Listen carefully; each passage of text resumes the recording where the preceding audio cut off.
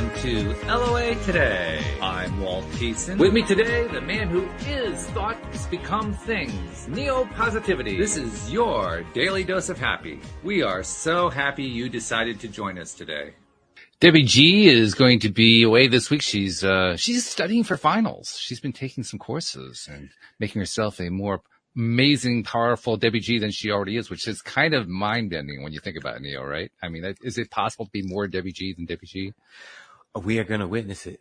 We are. I think we you're are right. going to witness it. So it must be possible. You know? I guess so. Yeah, you're right. Yes. You're going to have to turn the lights down a little bit. You're going to have to dim the room a little bit. This is true. She's bringing the fuego. She's bringing the light. You know, that's what she is, a light bringer. That's what she does. That is exactly correct. And we had a guest scheduled for today. Unfortunately, he had a last-minute emergency that popped up last night that kind of messed his schedule around. So we'll see if we can have him back another day. But actually, this is a good thing because, Neil, you and I haven't had a good chat in a while. I mean, we have all these guests on, and sometimes it's you, me, and Debbie and all that. We haven't actually done it one-on-one in a while. So we got to catch up on that, right? Let's do it. Well, especially since you've been out, like you have literally just been flying lately, just flying. Yeah, I've been a lot of places, back up to Georgia, which is really nice. No reception, so I'm sorry I can't bring you guys out there, but I've been posting a lot of videos and stuff on my Facebook story. I'm learning about Facebook story and Instagram story, how it works, 24 hours. Some things you can put a link on the screen, but some things you can't. So it's really, you know, that's intense. That's beyond me. I'm going to let you youngsters worry about stuff like that. I'm still stuck on getting reception in Georgia. So as long as I got reception, you know, I'm there. But yeah, traveling a lot, living life. I love flying. I love smiling. And I've been doing a lot of both. And they kind of go together, don't they? Yes. I mean, unless you're scared of flying, but I am not. I got that sense, actually. Yes. Yeah. Amazingly enough, I was scared to fly, like to get on planes my whole life. It would take me a whole week to prepare. I was just terrified. And I've always been scared of heights. Okay, so you got to walk us through that. I mean, how does a guy who is afraid of heights end up being not only a pilot, but actually straps a fan onto the back of his suit there and just starts flying? How do you get from A to B here? You know what? I'll back it up a little bit. I've always been scared of heights. Anytime my friends played on roofs and they would jump off, I was always the last guy to jump off. And anytime climbing up ladders, I start getting shaky. Anytime we approach, 10 feet, 8 feet, I'm real shaky on ladders. Anything above that, I'm terrified. And if I'm on a 2 or 3 story building, I won't even go close to look over the edge. Yet I did the pole vault in high school. And I was the bomb. I won the conference. I won the county almost all 4 years. Best in the entire conference, the entire county, which in New Jersey, it's a 50-mile radius and, probably 50 schools. So yeah, from scared of heights to doing a pole vault and scared to fly my whole life. But I've always wanted to be a pilot. And it wasn't until I was, driving to my first pilot lesson that I realized, holy crap, I'm scared to fly. Like, what am I doing? What if and I was like, well, I'm here. I might as well just go up for one. If I'm scared, I'll come back down and don't do it again. And as soon as I felt the plane in my hands and my control and looking around at how much farmland and places to potentially land if I had an engine out, I just felt comfortable. And ever since then, now that I know what an airplane can do and if different failures happen, I know what contingencies are set in place to still land this plane. I'm so much more comfortable. If the wing flies off and, it's just whatever, that's when you start looking over life and smiling about what you've been through. But other than that, engine out, stuff goes bad. I know where to land. I know how to put that down. So ever since then, I've been pretty safe. And, I enjoy flying paramotor so much. It's just beautiful. So basically what you're saying is what made the difference in terms of overcoming your fears was feeling like you were in control. It's funny you say feeling like you're in control, because and it's not being in control, that gave me, because you're not in control. Even if your hand is on your stick and you're flying the plane, you're in control of the plane at this moment. but the very next second, something can happen. So you're not in control. And so it's the feeling that you're in control that really got me. But it really wanted me, what I really wanted to say that was, and this is a great subject I think we should dive into today, Sure. is that comfort of feeling like you're in control that our body searches for naturally. I think it was The Science of Getting Rich where he was talking about that. When you go into a situation and you don't know what's going on, you automatically look for things that you have knowledge of and could control. You know, you have control over. Your body automatically does that. And it looks for scenarios that might not be there, trying to get you control. And so you end up, you know, I guess just trying to feel comfortable. Your brain does that automatically, but sometimes it puts you in an uncomfortable situation. You know, as far as like manifesting wise, like, you know, I'm trying to give you an example. You read The Untethered Soul? No, I have not read it cover to cover. No, I've read bits of it. I have not read the whole thing. You got to get into it. It's been a while since I actually touched on this particular subject. But basically, like, let's say I walk into a room and I'm like, okay, I got control over that. And your brain does that automatically. Like, I can control that. I know what's going on there. So you'll feel comfortable about the room. But when you walk into a room and you can't do that, it's like you're in a frenzy. You're looking for things to grasp and have control over, and you can't. And then you end up in a headspace that's not as easy to focus, concentrate, and come up with good ideas on what to do next, or, you know, brainstorming. If that's your point, to go to that big meeting and have a brainstorming session, it's hard to brainstorm if you're terrified. Deep down, like, you're not terrified on the surface, but deep down inside, your body was grasping for things to have control over in that room, and it has none. And so it's like those type of different little mentalities. We walk into every room we walk into with these things, you know? So it's better to have a grip on it, I guess. Control. Yeah. Well, it is That a form same of control. control. Yeah, it is. And, well, you made reference to, and you were doing it in kind of a humor, kind of a sick humor, the wing falling off the plane. Have you ever seen the video of the guy who was flying and the wing fell off the plane and he landed it? He alive, I'm assuming? He's alive. Yeah. You That's you see the video of him walking away from it. I was the most amazing video I've ever seen. Literally, he isn't flying very high. He's like 500 feet, something like that, maybe 1,000 feet. And the wing comes off and he instantly goes into, a sideways motion because of, you know, the thing's out of balance because there's no wing, you know, there's a wing missing. And then he does one of the most amazing things I've ever seen. He flies with his wing pointed toward the ground in circles. And he circles his way down to the ground. And when he gets within, 20 feet of the ground, he whips the other wing around and basically slams down onto the ground on the wheels. Yeah, you have to. Oh my goodness. The amount of precision that it would take.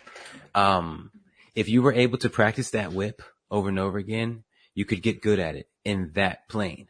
But he's never practiced it. Yeah. That's what's so amazing. The weight ratio, everything about that situation was so custom. And I couldn't even imagine what kind of brown stains he had on his pants when he was done. The craziest thing is, as soon as he lands the plane and it bounces once and it stops, then you see the cockpit open and he staggers out and he just kind of zigzags across the field as he's trying to make sense out of what just happened. That's insane. I try not to watch any videos like that, but to be a good pilot, you have to know, and you have to watch videos like that. And, so that's the contradictory of, right. Trying not to visualize negative situations when you actually kind of have to. Same thing goes with the police department. You know, all the type of combat training and stuff that we went through. You have to see yourself in those dark situations. You know, your gun is taken from you. He has it. He's on top of you. You're out of breath, you know, go. And it's like running these scenarios. You don't want to, but you got to. You don't want to be. When you're in that kind of a field, they keep you alive. Yes. And back to aviation, they always say that the cockpit is the worst place to learn. And you would think, oh, what do you mean? That's where you learn how to fly. No, that's where you're testing out what you're learning. Let me tell you something. When you're in the cockpit and you're staring at 12 different instruments going back and forth, your instructor trying to teach you something. that's not a good time to try to get a message across when I'm fighting for my life, kind of. Right. I'm in this 50-something-year-old metal box with wings, trying to maintain.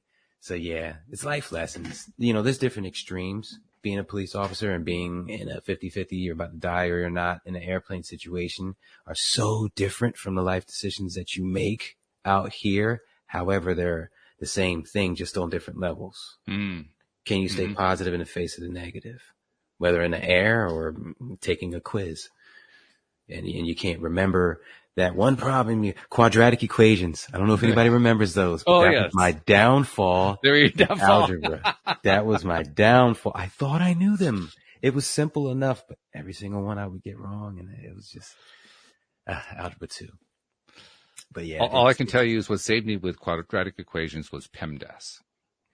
Nope. See, nope. That's all it was. PEMDAS is an acronym that stands for the order of calculations. So parentheses, exponents, multiplication, division, addition, subtraction. You do the calculations in that order, and you'll always get the answer right. I might have gotten it if you'd have told me that back then. I might have actually succeeded in quadratic, but that ended me. I knew that calculus and trigonometry weren't an option once I could get past that. Well, let me tell you, it gets even more fun when you get the calculus, because I got the calculus and all of a sudden my brain was fried. It didn't make any sense to me at all. And it turned out it was because the teacher was a poor teacher. I ended up, after leaving high school, I ended up taking it again through like a technical school just to see if I could do it. And I aced it the second time around because I had a much better teacher. You know what? Yeah, that's big. That's a big thing too. Cause, I didn't vibe with a lot of my teachers, but the ones that I did fairly well. But I don't want to talk about school. It's a negative subject. Oh, okay. Well, for you, it's a negative subject, so we will stay away from school. By the way, I don't know if you saw Debbie G was posting in the live stream. She said, first of all, she said she's listening to 2 of her favorite peeps while getting ready for her last finals, which is great. Nice. Yeah. And she said, in reference to the book, The Untethered Soul, yes, I read it because you suggested it, Neo. And she says it's a super read. The book is amazing. It is. And thanks, Debbie, for shouting out. I got the arm to my camera. I'm trying to redo this system. It's blocking the chats now, so I can't really see. Oh, okay. What's going on. A little more adjustment needed there. That's for sure. Yeah. She also says she has finals hair. I didn't know there was such a thing. Finals hair. You know what? I can picture Debbie going, and then 20 minutes later, she goes to the bathroom. She's like, whoa. Yeah, what just happened here? Oh. Just looks in the mirror like, whoa, where did that? Oh, yeah. Question Not going out 3. tonight, I can tell you that. Oof. Nah. It's funny enough. I watch Ridiculousness because I love to laugh, obviously. And they had a segment on there of just people that were studying while trying to party. Oh, really? And all of the segments they look like college, dorm rooms and stuff like that, and college frat parties. And you see girls on the dance floor dancing, and there's one girl in the corner just sipping on a drink with a book. She ain't paying nobody no mind. And they'll show another clip at a party, and that's just funny, being able to study in that atmosphere. I was never able to do anything like that. I couldn't have a stereo on. I couldn't have anything on. It had to be silent. My kids study with AirPods on, listening to music, and I can't. No, I can't do that. No. When I do my work, I have to have a silence when I do my work around here. I can't do it but Louise is often listening to TV or playing music or something like that. And I have to shut the door. I have to bolt the windows. It's got to be quiet. Yeah. If my son turned the TV up on just now, like right now, too loud, I'll do it because I'm on a podcast. But if I was working, like going deep, it got to be quiet. That's why I like to do it from midnight till 2 a.m. And even then still, I go in my trailer because in my trailer, I can say what I want. Oh, right. Yes. That's the beauty. But that's the biggest part of me doing this every night from midnight to 2 a.m. is being able to say and do what I want free of judgment. That's always great. Yeah. And sometimes you want to voice things out loud. It helps you brainstorm better sometimes. And I love that. I love that so much. And it comes to a point where it could just be me and Amor, my 4-year-old here. And I still go out to the trailer sometimes, cause hey, what if I want to yell? Mm-hmm. It's 1 in the morning. I don't want to wake him up, scare him. What if I want to yell? What if I want to yell? Yes! I want to celebrate something. My son graduated high school yesterday. Yeah, I was screaming in my trailer last night. Yeah. Yeah. My biggest and probably the only stressor in my life has officially ended, y'all. Yesterday afternoon at 7:30, whenever he flipped that tassel, it was over. My daughter, I didn't have to ask her, check on her homework or study with her at all. It was very fast where I think she was in like 5th grade before I realized she was smarter than me. So yeah, she was doing quadratic equations 2 years before the school was even going to make her do them. Which I think that was going to be in like 8th grade. So she was doing it in like 5th, 6th grade. And I was like, oh my goodness. Well, so much for helping you with your homework, you know? So she was such a breeze. My son, on the other hand, was what I would describe as the exact opposite of everything I just said. Okay. Yes. So totally. Yeah. Well, you know, there's a thing here that's there are 2 themes here that I wanted to address that are really important. I'm not sure which ones to do first. I'm just going to do this one that we just touched on right here. And that is the appropriateness of when someone should study something. And the reason I think that's important is the way that traditional education, public schools, colleges, universities, the way they're all structured is it's a little less so in college and university because the student gets to decide what courses they're going to take. But even so, they are told what it is they're going to study within the course. And in public school, they're told what they're going to study, period, on everything. Yeah. And yet, study after study done not by major educational institutions, but, you know, fringe organizations that wanted to question the way the model worked. Study after study in those areas have shown that when the student has more control over deciding what it is they're going to study, let alone how they're going to do it, they do so much better. And that actually there's a very good reason to believe that the more that we push somebody to study something that they're really not in a place to study, the more likely they're going to come to hate it and develop aversions to it, and it can actually adversely affect them. The biggest example I can think of, you mentioned quadratic equations. I'll broaden that to math. Math is one of the most horrific subjects from the point of view of so many people. There's so many people who are horrified by doing any kind of math because their experience in school was so bad. Why was it so bad? Because they weren't ready to study math yet. Interesting thing happens when you let somebody actually get to there when they're ready to do it, they can lap it up in seconds. But if you try to push their faces into it, it can take years and they won't make any progress and they'll probably actually lose ground. Math is such a great example because you're not just dealing with, I was just thinking about this last night. If it was just add, subtract, multiply, divide, I think everybody should learn those, but you should have an option what you want to learn after that if it piques your interest and you choose it. The school system is crazy flawed, but the math was a great example because it's not just that. Once you dip into geometry, shapes, and sizes and what happens with formulas, you're in a whole nother beast. And then it goes to quadratic equations that really leaves 90-degree angles behind, but it's a whole nother thing when you're dealing with that whole algebraic mindset. But I wanted to ask you this, and I already know your answer, but I want to ask it anyway. What kind of person gets produced? I'll put it like this. You got 2 different kind of people, okay? People that grow up with things happening to them and people that grow up making choices, choosing what's happening to them. Now, who grows up to be the more successful person? Oh, God, that's such an easy one. Yeah. Generally speaking, obviously there's exceptions, but generally speaking, we both know the person who's walking around choosing. So with knowledge of this, before I knew the law of attraction, I knew this. And I would always, I think I told you the story before, my kids, starting with my daughter, I wasn't as successful with my son, but with my daughter, when we go to the doctor's office, when she would first have to get needles, I would ask her, listen, you need to get this needle. You know, it's necessary for this, that. Do you want to do it? And I would give her the choice of whether to get the needles or not. And this is going back to her, not the first needles when the baby crying, but when she was old enough to tell me yes or no. And she thought about it. And, I told her she needed them to go to school. She really wanted to go to school. She was like, okay. And ever since then, every single time we went to get a needle, because they're like every 6 years, and then, so it's a bunch of times. Sure. I let her make the choice. Now, 100%, if she said no, we were still going to hold her down. So it was a semi-choice. But she didn't know that. So for her, she grew up making choices.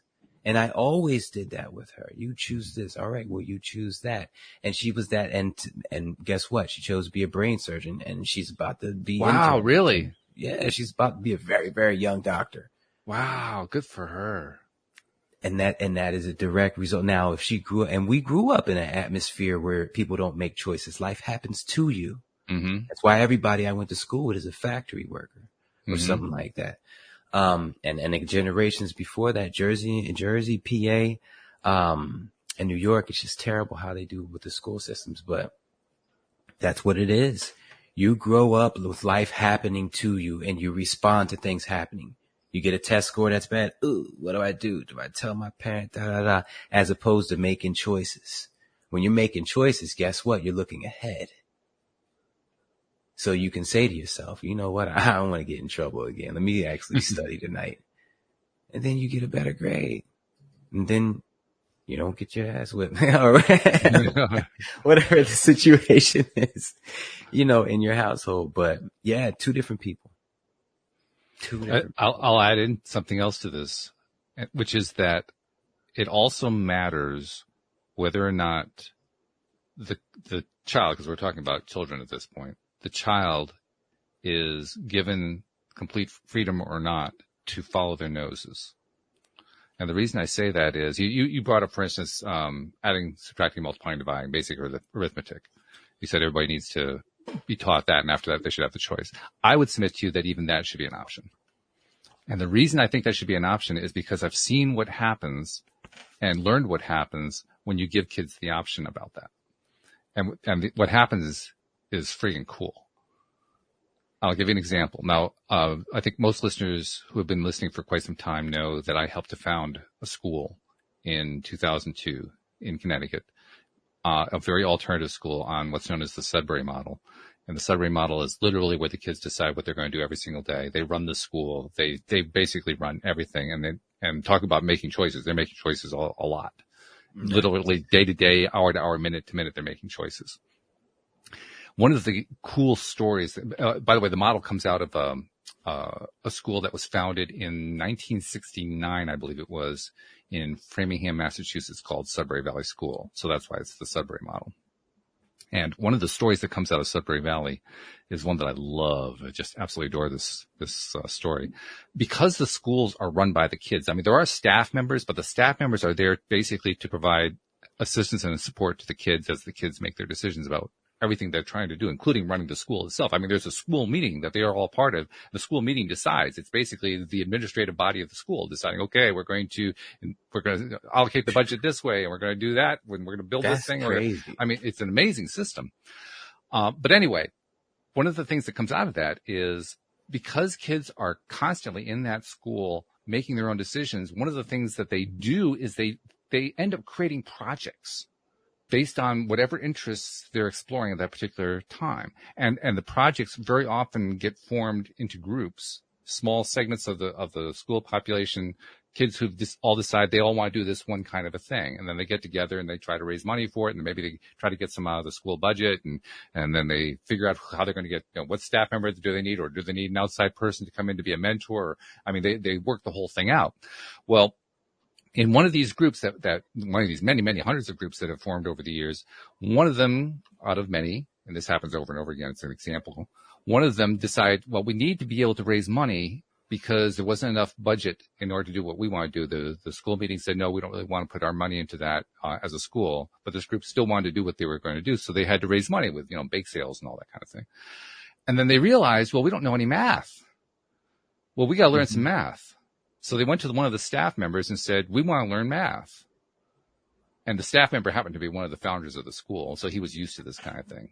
And he was used to it on a couple of different levels because, among other things, one of the things that happens is that the parents of students often push their kids to go ask the staff members, can you please teach me something? which kind of goes against what the model is about. So, the staff members who've been there for a while, they know to look out for this kind of thing. We've got to handle this when it comes along. So very skeptically, he says, "Oh, okay. Yeah. Your dad's put you up to this, right? Yeah. Okay." And they said, no, we're serious. We really want to learn this. He says, "Why do you want to learn how to do math?" And they explained, "Well, we got this group we're putting together. Because y'all won't give us the money we want." Yeah. Well, that's pretty much what it was. Right. So they convinced him that, yeah, this is genuine. They really wanted to learn this. He says, okay. So they actually work out a contract. They agreed to do, I think it was 3 classes a week, Monday, Wednesday, Friday. They agreed to do certain amounts of homework in between, and he would tutor them in math. They covered the first 6 years of public school math in 10 weeks. I didn't know that was even possible. Well, an interesting thing. Great job on the whole school and being innovative and letting them do their thing. I love that idea. Daring. I didn't even know it was legal to make a school like that. Oh yeah, it's possible. There are a lot of laws in place to discourage it, and so the people who found schools like this have to really learn what the law is of their particular state and how can they establish a school like this. But there's always a way to do it. You just have to be, persistent enough to figure out how to do it. Gary Teeny is the COO of Disney's Business Coach. He writes books, and the books are usually titled "How to Get Government Contracts in Texas," how to get government contracts in Florida. Right. Having something like that could teach other states, someone like me in Florida that wants to do a school like that, give me the template where I could just insert, or look for, all right, I need to find a statute for this. I need to find a statute for this type of insurance. I need to find a statute for this type of legislation. And then that would be amazing. That would be amazing, because this could change the way. I know schools are going to change soon because they're just not working. They're flawed. They'll have to. Yeah. Yeah. They're making factory workers. Something's going to have to change. So all ideas that are up in the air and open and having it laid out is kind of like buying a weed farm before weed farms was a thing, getting in on a dispensary before there's one in every city now. And that would be great, dude. You should look into that. That could be Walt Thiesen's legacy. Well, I've already founded my school, but I would encourage others to pursue the dream if that's something they're interested in. Something else I wanted to tell you about that story. There was a sort of an addendum to it, because the staff member who taught the kids how to do the math, and the kids who learned this math in 10 weeks, was friends with the head of the math department at one of the local public schools. And he contacted his friend and told him what happened. And his friend said, "Oh, that doesn't surprise me at all." He said, "Really? Why doesn't that surprise you?" And his friend said, "Well, it's because you really can learn all this stuff in 10 weeks, or maybe like 5 or 6 months, but it doesn't take all that to learn it. That's not the issue. The issue is getting the kids to pay attention to it. So we have to spoon feed it over a 6-year period. That's the only way we can get them to pay attention long enough to learn the thing." Yet if they want to learn it, they can learn it in a short period of time. They'll knock down your door and get it quick. Yeah. And that was how I was able to get through my pilot's license so fast. I got done my pilot's license, and I think it was like just under 5 months or just over 5 months, because I was just really, really, really, really interested. And the math that was involved was kind of hard, because you got the center of gravity. And if you have a luggage that's 4 feet in front of it, its weight changes for every millimeter it's in front of it. And you have to, if you don't have your plane's weight right, it will not take off and you end up dying, like Aaliyah. That's what happened to the singer Aaliyah. They insisted on bringing extra luggage. They told the guy, "We're bringing this luggage. We're movie stars. We're all stars. I'm bringing all my friends and their luggage. We're not leaving anything behind." And they paid a price. They all did. Everyone on the plane died. But yes, that is very critical for that. And it's critical for all areas of life, actually, including education. It's critical to adopt a balanced approach. I'm not trying to solve public education at this point. I'm just talking about one's own education. You have to have a balanced approach to your own education. And by balanced, what I mean is you have to be willing to open yourself up to perspectives you hadn't considered before, or even more difficult, open yourself up to perspectives that you disagree with. I'm going to shift on that balance a little bit. before I forget, I'm just going to say it. If I go to 8 periods and I hate 6 of them, that ain't balance. This is true. Only ones I like is gym and lunch. It's not balance. Now, if I was very, very interested in math and I chose to take it that semester, that's starting to even things out. Mm-hmm. You know, history, I was thinking about it the other day, history and geography should only be 1 semester, you know, a year. What else? You know, you got all them science. Science is a good one, but not everybody's super interested. I didn't need to know cytoplasm and endoplasmic reticulum. I didn't need to know about any of that. I don't use that now. Not even being a pilot, I don't use any of that with it. So it's like certain stuff like that you don't even know. They shouldn't give it to us.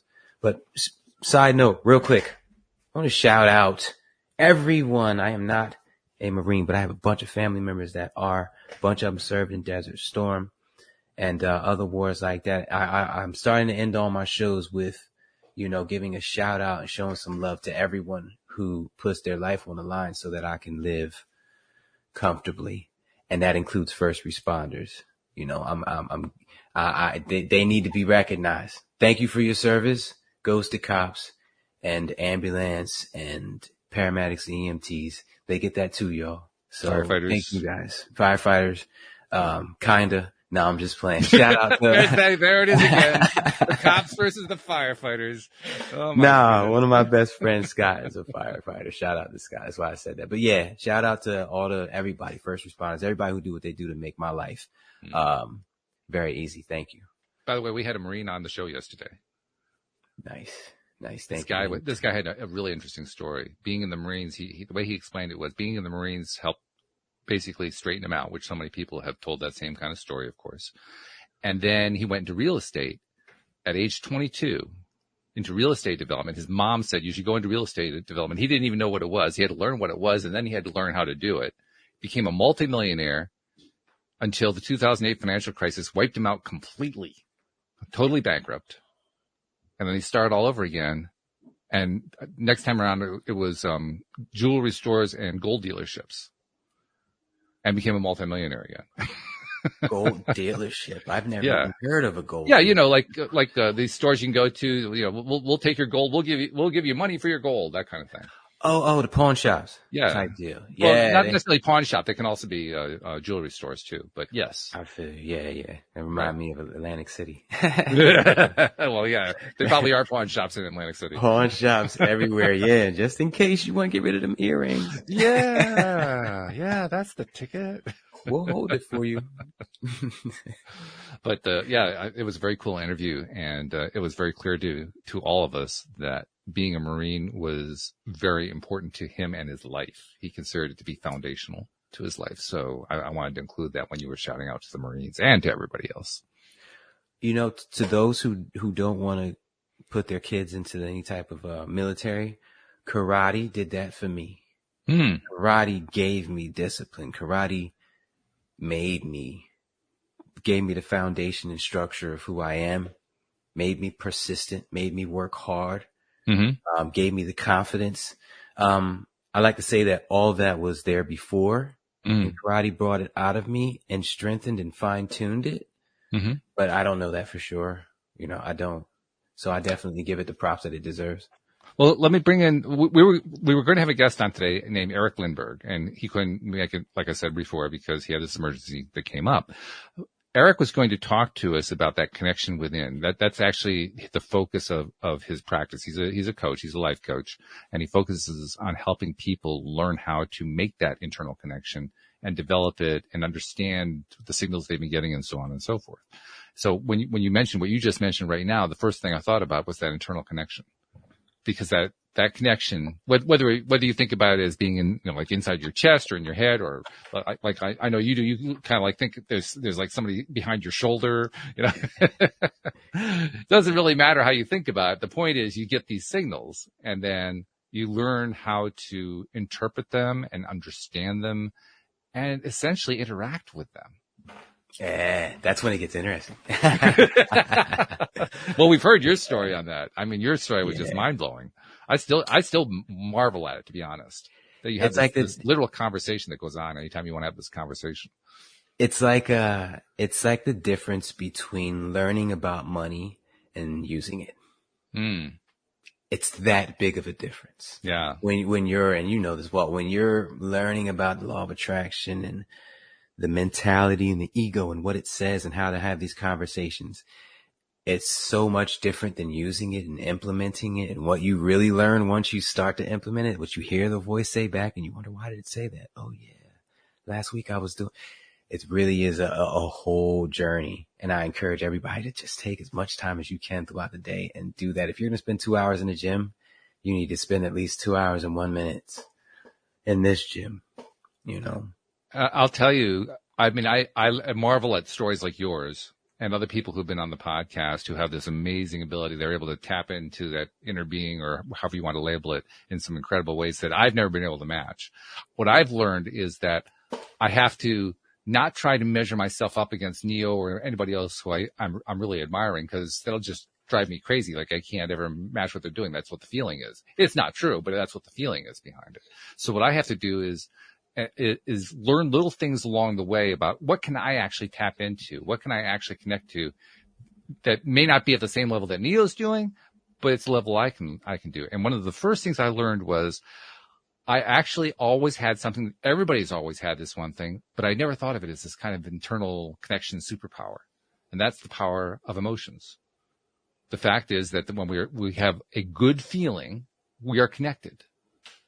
And once I internalized that, I mean, it's one thing to hear it abstractly, but then I started sitting with it, like you talked about, just diving into it every single day. The more I dived into it, the more I realized that I could really start to learn to trust my emotions, because I think we all do. We kind of generically trust the good feeling emotions. So it's not a big leap to start connecting to that. And once I started connecting to that more regularly, then now all I had to do, what I had to do was notice how I was feeling about something, whatever that something might be.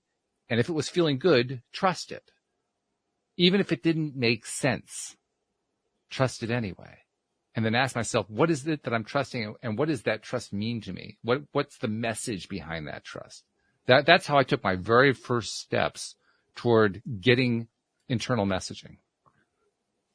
Because even then I wasn't getting the voice over the shoulder. So I had to go with what I was getting, right? Yeah. You got to use what works, yeah, and then keep going and keep pushing it. I think I got this from the Untethered Soul too. Okay. Basically, and I try to word it my way, because in the book they worded it very heavily. Mm-hmm. But basically, if let's say God, real quick, God or universal, whatever you believe created you and is creating things as you go. That's my disclaimer. Say if God, okay, decided to create like another universe, living in Walt Thiesen's shoes. Mm-hmm. He's been through everything you've been through, and he's going to start at this moment. This God version of you, what would he be thinking? Mm. Now, obviously, he's not going to be thinking depression thoughts, because thoughts become, he knows the rules of that. He's going to be thinking the happiest, best thoughts that Walt Thiessen could possibly be thinking right now.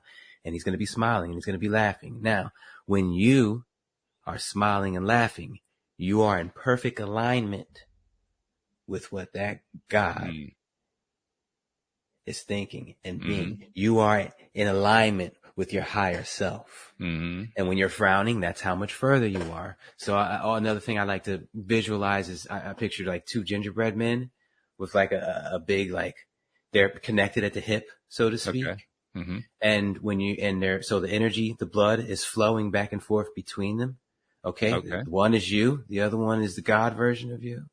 And when you're smiling, the connected at the hip is at its greatest point. And when you're sad or unhappy, that's when it's restricted. Mm. That's when the flow of energy between you and source is at its weakest. Mm-hmm. And that's the physical pain you feel, is that lifeline being squeezed down on. That's what we feel. So that, for me, that made me, because it's a foundational thought. It made my subconscious take over and spend less time in those headspaces.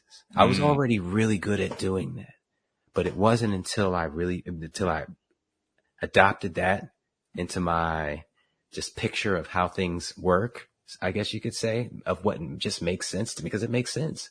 And the results make sense with it too. It all lines up. Once I had that, my brain was doing it for me. That's And nice. and that's my whole thing. My whole most of what I've been doing over the past 14 years is finding ways to do this in the background, so I don't have to proactively do it. And I just thought of one of my most recent exercises. Oh, what's that?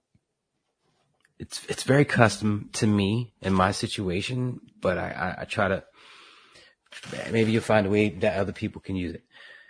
But basically, in essence, I'll just give you round examples and round numbers.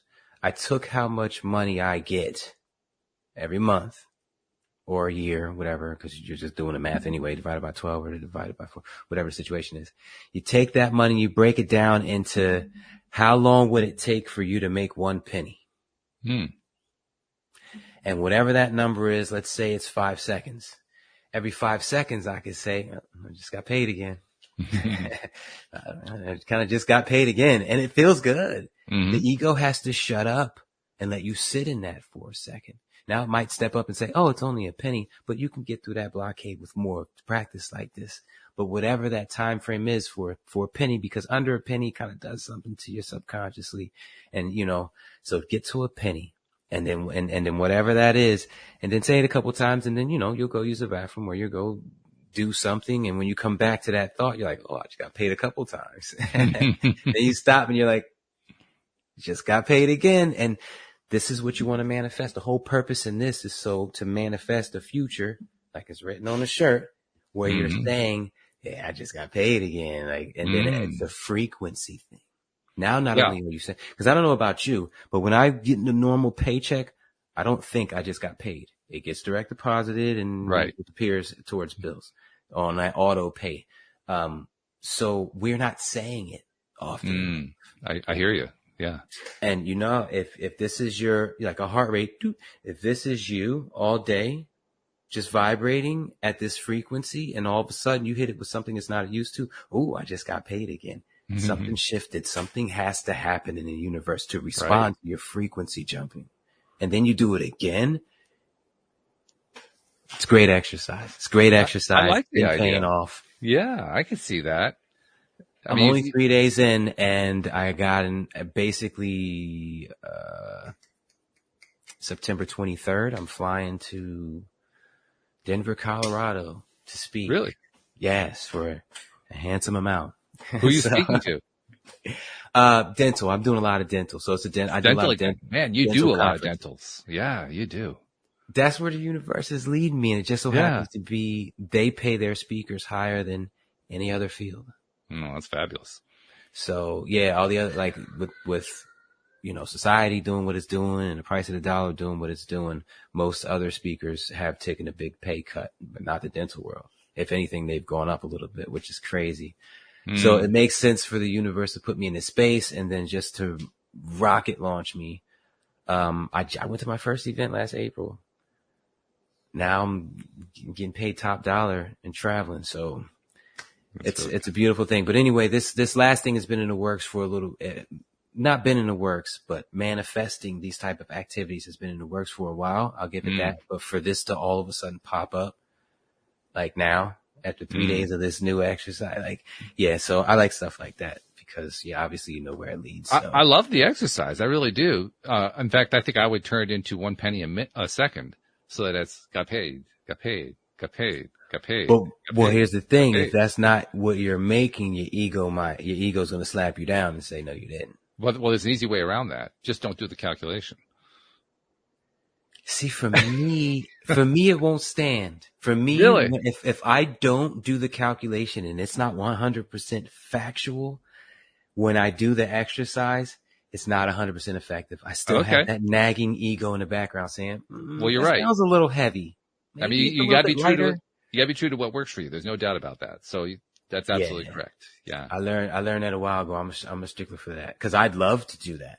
I'd love to have it that way, but I needed to be to the precise second and I do that with everything. So it's like, I just had to accept that one. but I love the exercise. Obviously, it's going to vary from one person to the next because different people have different income levels. And mine is a little bit different because I've been, one of my mantras for years is I get paid to be. I get paid to be. Like literally, if I was to stop doing speaking gigs off residual, I'm still going to get paid for the rest of my life. I'm good. So mine is every second of my life. Whereas if someone was getting paid to work 8 hours a day, that's different. They would use it different. I don't know how they would do it. I thought about it last night. It was racking my brain, but mine is a lot easier because it's like literally, if I'm getting paid to just live for all 24 hours a day, basically that's what I call it. I can go every 5 seconds, every 10 seconds and calculate a number. And when I say it, it hits home for me. My ego's like, yeah, you're right. I got to let you sit in that. And then the ego subsides and shuts the hell up, allows my subconscious to let me feel good about getting paid again, which, not everything in life is about money, but of course you need it to eat. And I need it to feed my son. And that's what makes me happy. So it's necessary. So yeah, I'm gonna go for it. There's no shame. I hate it when people are like, don't manifest money. You don't need money. You need happiness. Yeah. I think we all know money does lead to happiness, especially when you're hungry or when you're thirsty. There's something very interesting about that viewpoint. And when I hear that viewpoint lately, I now think about it in terms of what David Strickle has talked about. David Strickle, of course, past co-host on the show. He voices the Stream of David. He's a frequent guest now on the show. And one of the things that he has voiced in the person of the stream, basically translating what the stream is sending to him, is that no matter where we are in what they call the financial pyramid, whether we're at the top of the pyramid, the bottom of the pyramid, anywhere in the middle, no matter where we are, that position is going to be directly reflected in how we feel about money. Or to put it another way, how we feel about money is going to put us where we are in the pyramid, which is actually the more accurate way of saying it. But we think about it the other way, so that's why I said it that way. But the simple fact is that the people who try to separate happiness from money, you can bet almost every single time they're going to be near the bottom of the pyramid. It's their way of justifying that they're at the bottom of the pyramid. It's their way of living with it and coming to terms with it. And what they don't understand, I don't think, is that the more that they do that, the more they ensure they're going to be at the bottom of the pyramid. One of my aunts used to try to, I'm not going to say beat into our heads, but she would remind us often that money was the root of evil. And it just never sat well with me. And I've always wanted to, I long for the day where I hand her $1 million and I say, go ahead, show me evil. Because she's one of the nicest people I've ever met.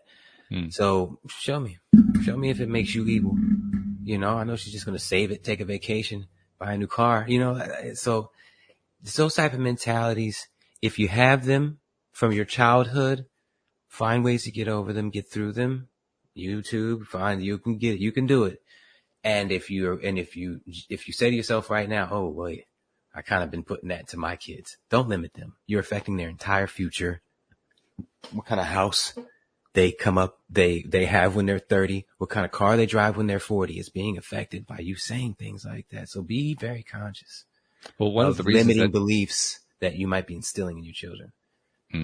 One of the reasons that the stream brought this concept up of this money pyramid or this financial pyramid is that they wanted to use it as a way of explaining the importance of appreciating what they call transgressors. And for people who are at the bottom of the pyramid or even in the middle of the pyramid, money is often what they label as a transgressor, meaning something that we don't feel good about, kind of haunts us. We point the evil eye at it, whatever. We whatever way we limit it, but the point is we're limiting it. We're limiting it by choice because we've decided that it's evil, it's wrong, it's bad, it's something to be avoided and so forth. And in so doing, and then we feel happy because we're like, all right, I'm glad I don't have that much of it. I guess that's us looking for control over a situation. It is control over. It is. That's and what the stream is suggesting, what we started talking about. What the stream is suggesting is instead of trying to find appreciation by depriving yourself of it, see if you can find appreciation for having it. Because for that personality type who's saying, well, yeah, happiness and money, you're not going to achieve happiness with money. That personality type is defining their money in terms of happiness. And they're saying, I can't be happy if I'm going to deal with money. So I'm going to have to get money out of my life. I'm going to have to take money out of my thought process because money is so evil, so bad. And the stream is saying, well, what if you could find a way to appreciate that money? What if you could find a way to appreciate the people that you don't like behind the money? You know what? What if you could find a way to appreciate all these things that you've been demonizing all these years? I know this.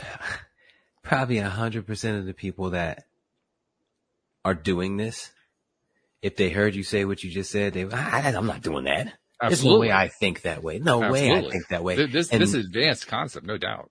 And because they don't believe that they think that way, they are going to make zero effort to change. That's right. Which is exactly why we've been as stagnant as we've been as a culture. You got to acknowledge that your poop has an odor, people. You are not perfect. And there are things to be learned. Oh my gosh. Thinking you know it all is probably the worst thing a person could do. You've literally stunted your growth and shut down your acceleration the second you think you know it all. And every second that you think you know it all, even if it's a brief for 5 minutes, you stopped your growth. Completely. Yes. 100% stopped your growth. Well, I want to ask you something. I know we got 9 minutes left. Sure. Another thing I think from the Untethered Soul, if you, this is live, this is experiment right now. All right, here we go. We didn't plan this. No. By the way, shout out to everybody, especially JB, for saying they enjoy the guest free show. We should do it like this more often. And hello, Rosalie too. Yes. Hello, everyone. I can't see that part. Sorry. Everyone at home, do this too. If money in your mind, intuitively, I want to hear the first answer you got. If you had to give, well, let's do it like that. Money as an essence, as a whole, everything you've ever known about it and everything you know about it. If you had to give money a face, who would it be, Walt? What face do you see? Any face on the planet. Any face on the planet. God. You're asking me to pick one. That's what makes it so hard. I got to pick one. Well, the reason why I asked is in the book, The Untethered Soul, they asked you to do that. And for me, for some reason, intuitively, I just had a person pop up and I was like, I wonder why it was that person. And then you ask yourself, what is my relationship with that person? And then you're like, they've been good to me, but eluded me, but da-da-da-da. And then you end up with the exact same definition or whatever that you would have for money. Yeah, that makes deep sense. Down inside. Yeah. And then, so what they do is they have you shift that and change that money monster, as Morgana Ray would call it. Change that money monster face into whatever face you want. It's interesting you're saying this because I'm thinking back particularly to, I've told this story many times. After 2008, my business got wiped out. By 2012, we were deep in debt. We were struggling. I started a podcast trying to figure out how to get through all this stuff, bring on the guests to teach me all this thing. But I was still struggling with the whole thing. And if you had asked me in 2012 that question, when I think of money, whose face do I see? I would have said anybody but mine. Because I really felt like everybody else could have money except me. Okay. I never heard an answer like that. But that's the way it felt. And if you'd asked me at the time, first of all, I probably wouldn't have admitted it. But if you could have gotten me to admit it, that's what I would have said. I can't remember whose face it was. I had written on that mirror over there. Mm-hmm. I can't remember whose face I saw, but the relationship was so dead on accurate. It was a movie star that has been very good to me in a sense of aspirations, role model. Okay, I like how he's doing this. However, he has eluded me to a certain extent, and that was the same exact extent that money has eluded me, Mm. and me not having $1 billion right now, you know what I mean? Or more than that, actually. So, and because that's where my goal is up there. My goal is when people ask me how much are you worth, I ask them how much is the law of attraction worth? You know, exactly. You can't put a number on that. You got companies working together that wouldn't normally work together. Like if the world was to change and adapt the law of attraction as a whole, how much is that worth? You can't put a price on that. But LeBron James got $2 billion from Nike. So I want $2,000,001,000 from Nike with a standing agreement that if they were to ever pay someone more than that, I would get the difference plus $1 to keep me as their highest paid, spokesperson or whatever. So, Wow. So when you look at my dreams and aspirations, they started, $2 billion, 2,000,000,001 to be exact. So when I look at what I have now, or even $100 million, I'm like, but then I got to get myself out of that because appreciation is the key to getting there. Yeah. Hence one of the It's reasons a great example, though. It's a wonderful example because I think it illustrates exactly how we trap ourselves, and we're really good at it. We're really, really good at it. I'm like, top of the list. I've gotten a lot better than I was back in 2012. That's why my financial situation has improved. But I can also tell from what my current financial situation is how much further I have to go. Is that pre-programming, or is that something you learned growing up, watching your parents pay bills and then, get paycheck, spend paycheck, is that learned, or is that in us already? The idea that I had in 2012 that everybody else could have money except me, is that what you mean? No. What you were just talking about, as far as a mentality. Well, yeah, it's all learned. Absolutely. It's all learned. And yes, we learn it from parents, and yes, we learn it from our experience. Yes, we learn it everywhere. I mean, we pick it up all over the place. I could point to probably 20 different places where I learned that. And that would be, but none of that is with us when we're born. That's the question. I can't answer that question because the more that I've learned about what happens with kids as they're being born, the more I realize that we come into this world fully formed, fully vibrational. And I don't remember what happened when I was born.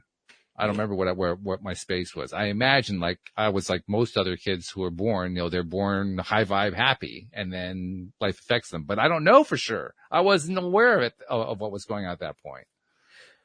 I know that if we have, it's not going to be if. We have an opinion while we're in the womb, which we do. We have preference of food versus alcohol. Yeah. For parents who are drinking when they're pregnant.